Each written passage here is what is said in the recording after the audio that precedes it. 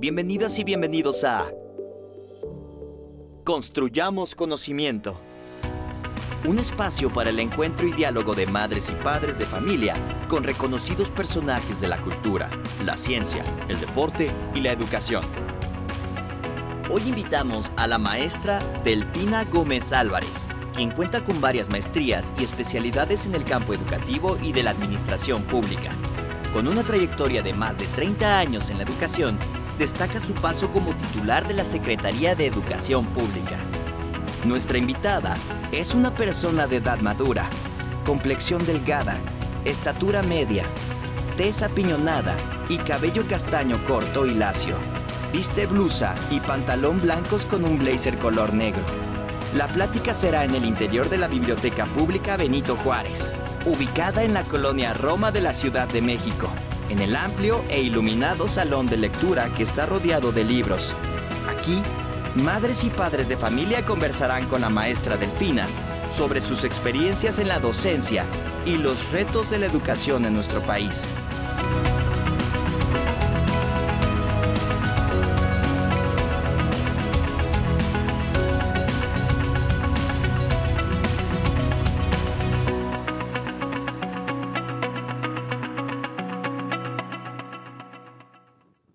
Buenas tardes a todas y a todos ustedes.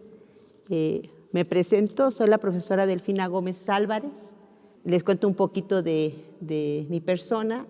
Soy originaria de Texcoco, Estado de México, profesora de vocación. Yo estudié en la Escuela Normal en Texcoco, en la Escuela Normal número 21. Posteriormente me vine a estudiar a la Ciudad de México, a la Universidad Pedagógica Nacional, en la 095. Después hice estudios en el Centro de Estudios Superiores de Educación, en el CESE, que estaba en Valderas, y después lo cambiaron. Y finalmente hago una maestría también en lo que es el Tecnológico de Monterrey. Soy alumna becada, porque obviamente, pues ahora sí, de manera normal, no me hubiera alcanzado para pagar una carrera de ese nivel. Como maestra, pues empiezo con clases en una escuela que se llamaba, o que se llama, Dr. Gustavo Vaz, que está en una comunidad que se llama San Pablito Calmimilolco, Chiconcuac, que está a media hora de Texcoco, y empiezo como maestra de grupo con primer año, un grupo maravilloso, me tocó un grupo muy bonito, en donde mi mayor experiencia fue el ver a los niños ya leyendo, y cuando empiezan a hacer sus cartitas en donde agradecen a la maestra y en donde empiezan a leer, pues uno se emociona, y eso hace parte de precisamente esa magia que tenemos como maestros de ver a nuestros niños ya leyendo. Finalmente termino como directora escolar, después de haber tenido primer año, quinto año, posteriormente estuve como orientadora en una secundaria, estuve también como maestra en sexto grado, asesora metodológica de primer año, en donde tuve oportunidad de ver los diferentes métodos que se utilizaban para aprender y leer, desde el onomatopéyico, el global, el ecléctico, o sea, todos los métodos que nos daban, que finalmente llegué a la conclusión de que el maestro es el que hace su propio método, de acuerdo a la característica y al contexto de sus niños y a las necesidades. Una vez que hubo eso, me invitaron como auxiliar en una supervisión, que también estuve desempeñando. Después me invitan a estar como subdirectora de una escuela oficial. Participé también como directora en una escuela particular que me dieron la oportunidad de poder desempeñarme como directora escolar, en donde efectivamente veo la diferencia que tiene una escuela particular de una pública. En la particular, afortunadamente, se cuentan con todos los recursos, se cuenta con todo el apoyo de padres de familia, con todas las herramientas, mientras que en una escuela pública, pues el maestro es el que tiene que hacer magia y tiene que hacer el contacto y corroborar esa participación de padres de familia, y son ellos los que generosamente nos apoyan para desempeñar nuestra función. Estuve ahí como directora, yo empecé con un nivel de primaria, tenía 6 grupos. Yo la verdad sí me interesaba mucho no perder el contacto con los niños. Empecé a trabajar con niños chiquitos que le llamaban en ese tiempo prefers. Entonces era directora de primaria y daba mis clases con mis niños de prefers. Me enamoré de esos pequeñitos también. En 2 años, afortunadamente, pude lograr no solamente tener primaria completa, sino también logré incluir lo que fue preescolar y secundaria. Dejo esa escuela particular que yo quiero mucho, Columbia School, y bueno, me tengo que regresar a lo que es escuela oficial, porque de otra manera yo podía perder mi base, y creo que ustedes, los maestros, nos entienden.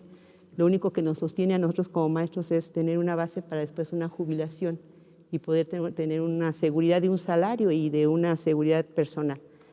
Bueno, pues después de ello, finalmente llego a la Escuela Centro Escolar de Nezahualcóyotl, que está en Texcoco, con una población de 1,800 niños en la mañana, como directora escolar, 36 grupos. Teníamos, todavía se cuenta con clases de inglés, computación, educación física, educación artística.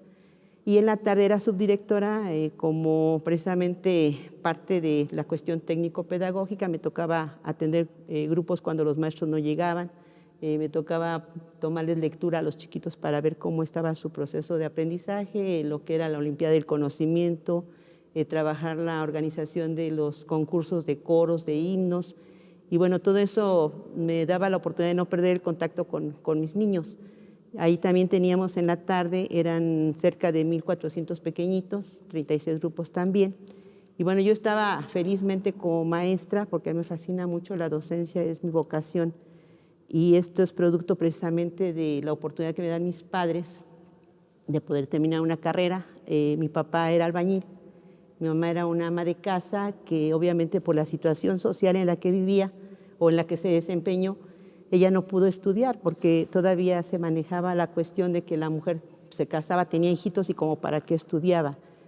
Afortunadamente mis padres fueron muy generosos y nos dieron la oportunidad de decir, ¿sabes qué? Lo que yo no hice como mujer, como ahora sí que como persona en ese momento, saben que hijos, pues vuélenle y échenle ganas. Entonces los 3 hermanos, yo tengo 2 hermanos, afortunadamente los 3 estudiamos, los 3 somos maestros y bueno, es una carrera que a nosotros nos apasiona porque mi abuela, según me comentan, ella le gustaba enseñar en el barrio, porque anteriormente decía barrio, ahí enseñaba a los niños en el barrio donde vivo todavía, porque todavía vivo ahí. Y bueno, esa parte de contacto con los chiquitos, pues obviamente no la quiero perder y no espero perderla. Pero bueno, me invitan a participar como candidata a presidenta municipal en Texcoco.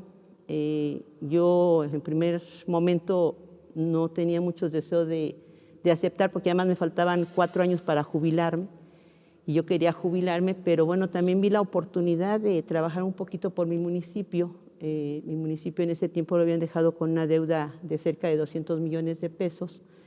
Y entonces, bueno, yo empiezo también a querer hacer algo por mi municipio. La gente también generosamente, los texcocanos, a quienes quiero y les agradezco y les envío un saludo muy fuerte desde aquí, tienen la confianza en una servidora, ahora sí que me hacen ganar y gano ahora sí que lo que es el puesto de presidenta municipal.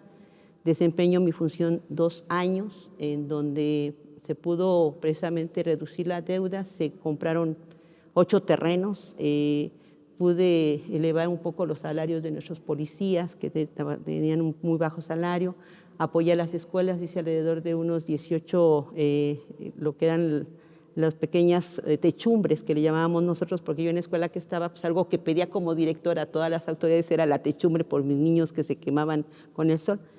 Cuando yo iba a ser presidenta dije, pues ahorita es el momento, y una de las primeras escuelas que yo apoyé para esa techumbre fue precisamente en el Centro Escolar de Nezahualcóyotl. En fin, hubo mucho beneficio, creo yo, para la comunidad, y entonces me invitan a participar como candidata a diputada federal. Yo honestamente también, voy a decir, no quería, pero bueno, me animo. Y bueno, pues después me invitan a participar como senadora.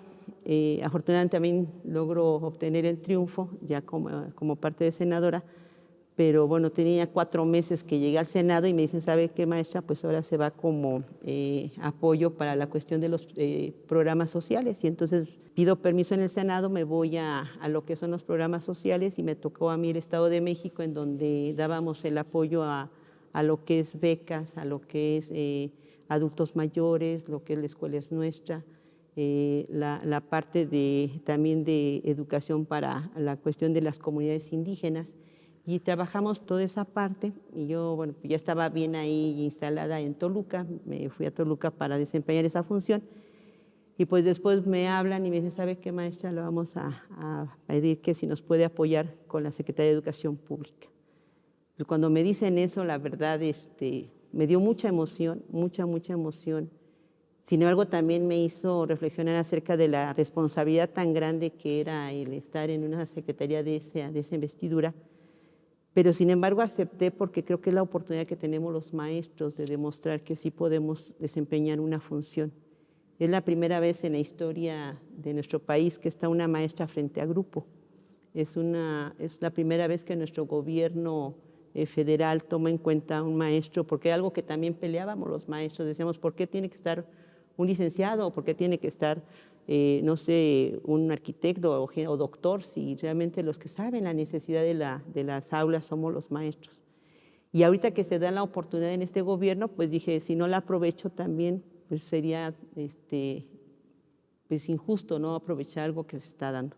Y por otro lado también, paralelamente a la infraestructura, que es algo que le interesa al gobierno, el gobierno tiene 4 objetivos esenciales en educación. Uno es infraestructura, efectivamente mejorar los espacios de las escuelas, que es a través del programa de La Escuela es Nuestra. Pero hay otro que para nuestro presidente fue el primero que me mencionó y que a mí me emocionó mucho, fue los maestros. Él dijo, ¿sabe qué, maestra? Lo primero que tenemos que atender son a nuestros maestros, porque ellos son los pilares y el fundamento de la educación. Y entonces, ¿él qué pide para los maestros o qué estamos trabajando para los maestros? Precisamente, primero, la atención. Todos los maestros que van, a veces van con sus manifestaciones, a veces van con sus oficios, con lo que ellos lleven, los atendemos. ¿Por qué? Porque es prioridad. Pero también estamos trabajando la cuestión de la formación, porque finalmente ahorita los maestros van a tener que tener otro perfil diferente ante esta pandemia.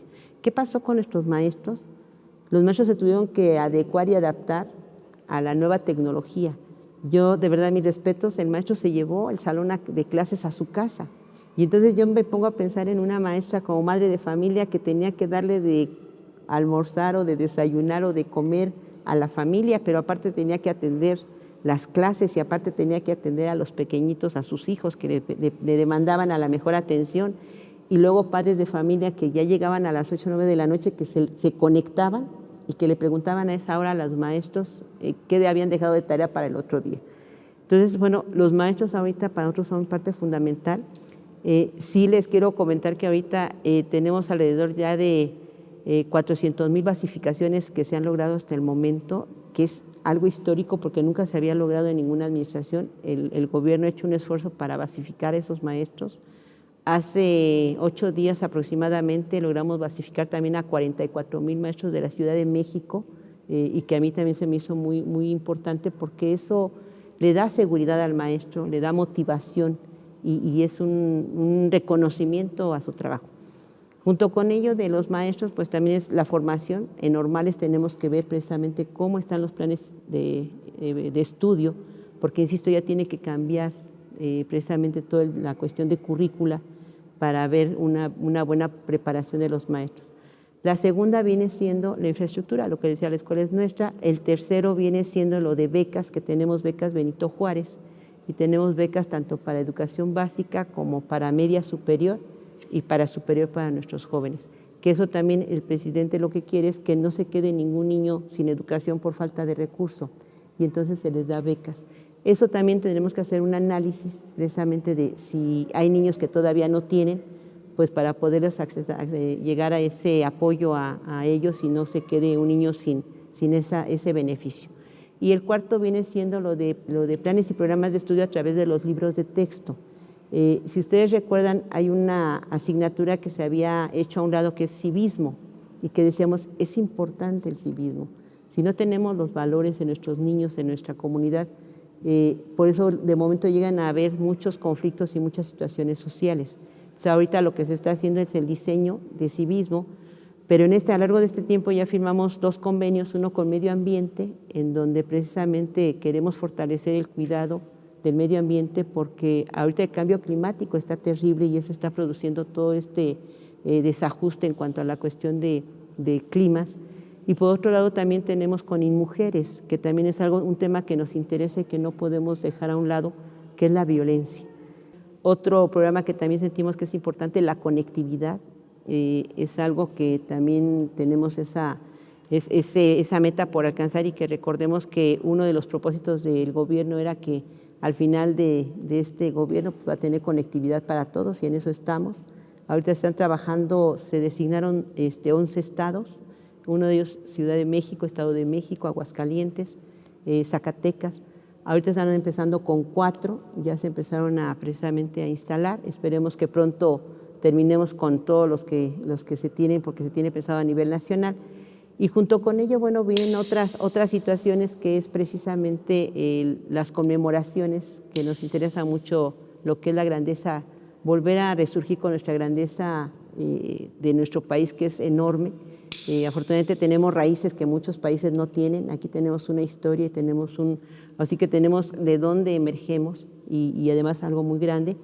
Y bueno, estamos trabajando y participando también en esos programas de la grandeza de México.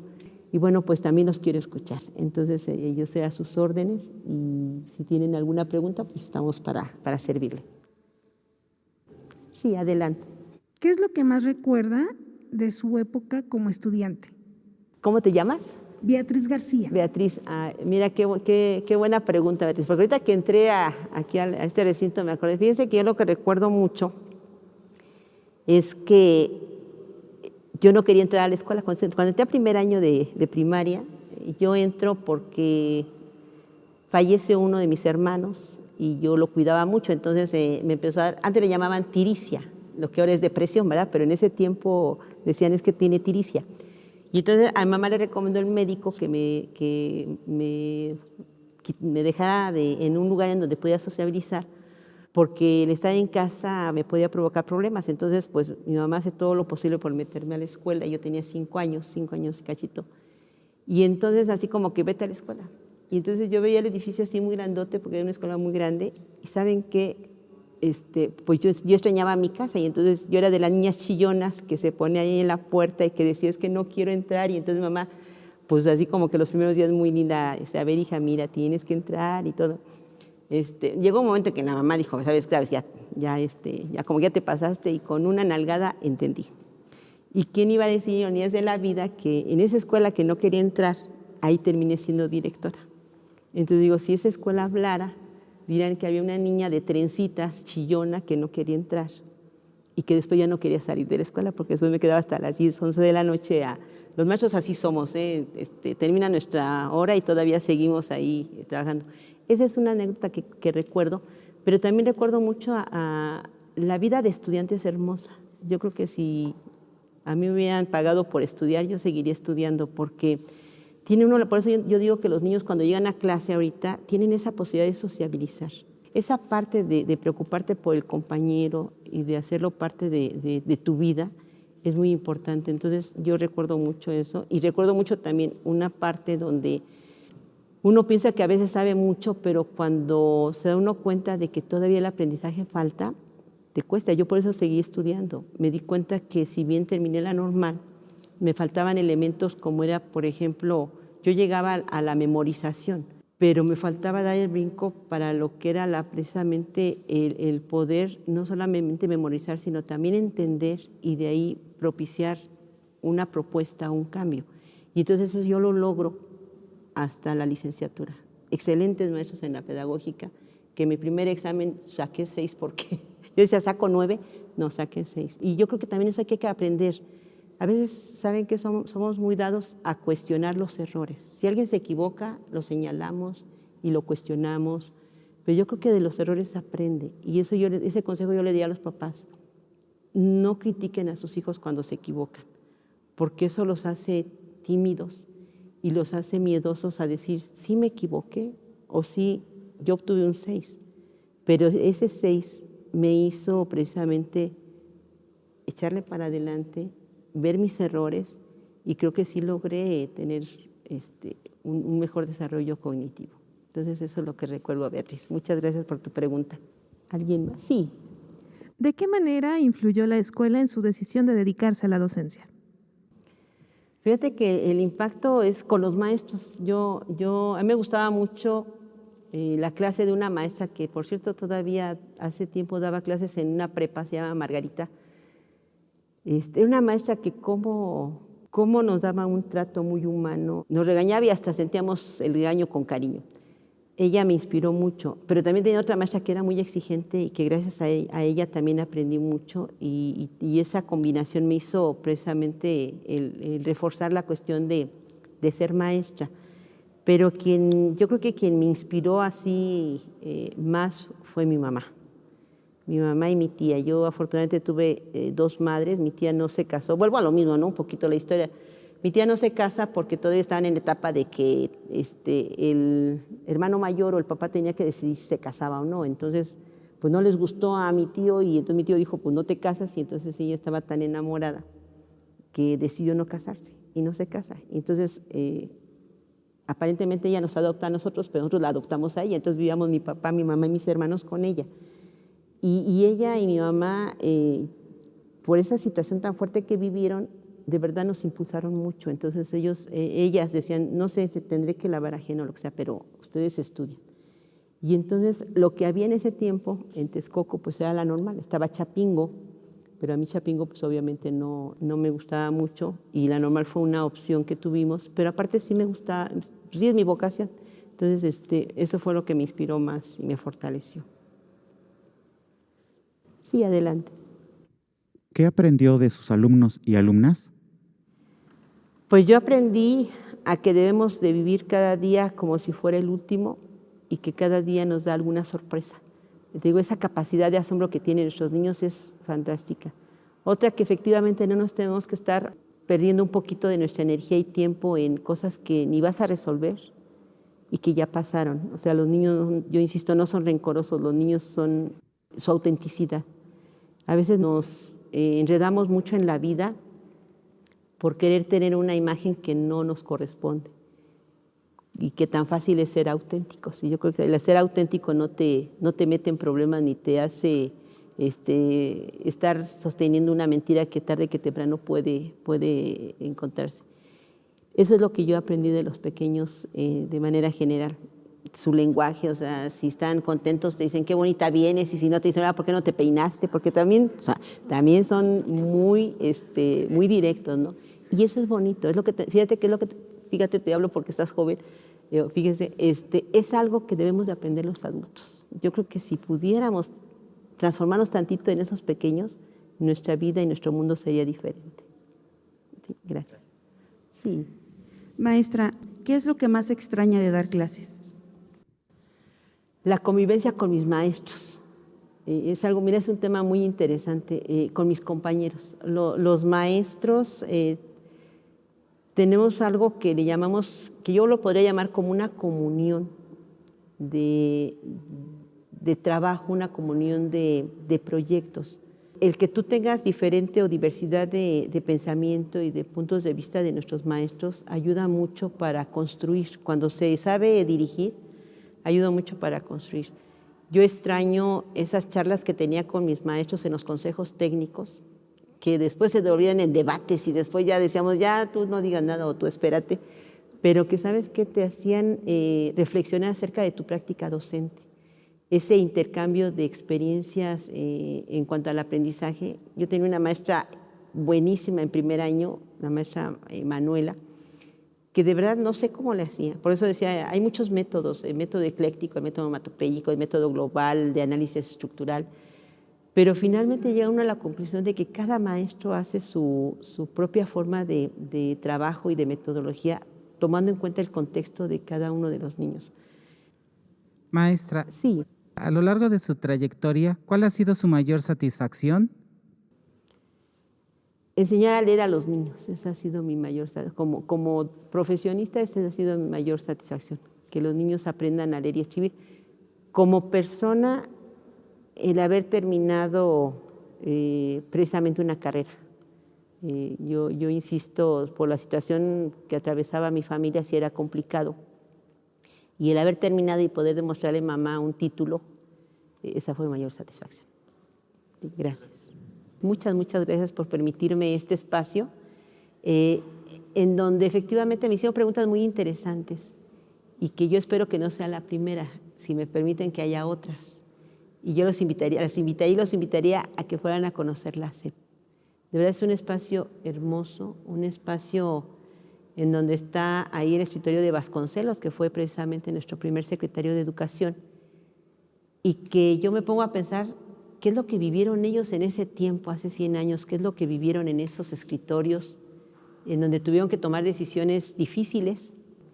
Por ello, estos espacios que ustedes me permiten, en donde pues no solamente compartir un poquito de mi vida, que yo agradezco mucho, de verdad, gracias por escucharme, sino también un poquito de lo que hacemos en la SEP, ayuda mucho a que tanto los maestros como los padres de familia y los niños conozcan pues también a una Secretaría de Educación que es un ser humano también y que también tiene sus errores, como todos, pero que también tiene sus anhelos y que también tiene sus retos. Y que por ello yo me pongo a las órdenes de ustedes, que vayan a conocer a ese gran edificio. Entonces, yo les agradezco de verdad mucho, mucho este espacio. Para mí fue un placer estar con ustedes. Veo, generacionalmente veo de todas las edades y eso es hermoso porque nos permite escuchar la opinión de todas y cada una de ustedes. Y bueno, pues yo espero que no sea la última vez. Estoy a sus órdenes. Y pues quiero agradecer mucho a la Coordinación General Aprende MX, a todo su personal por todo el apoyo, por toda la atención, y esto hace posible que efectivamente muchos podamos tener conocimiento de lo que está pasando en la SEP, porque son los medios que nos permiten llegar a los diversos sectores que nos están viendo y que nos están escuchando. Al mismo tiempo quiero agradecer a las madres de familia que nos honraron con su presencia, padres de familia, muchas gracias. Estoy a sus órdenes, fue una charla de verdad muy emotiva y muy generosa de parte de ustedes, así como también a quien nos permitió estar en esta hermosa biblioteca, que es nuestra compañera Perla Mónica Jiménez. Muchísimas gracias por permitirnos estar en este espacio de verdad bello y además lleno de también mucha historia que nos hace evocar otras instituciones que también son hermosas, pero yo les agradezco mucho a todos ustedes. Muchísimas gracias.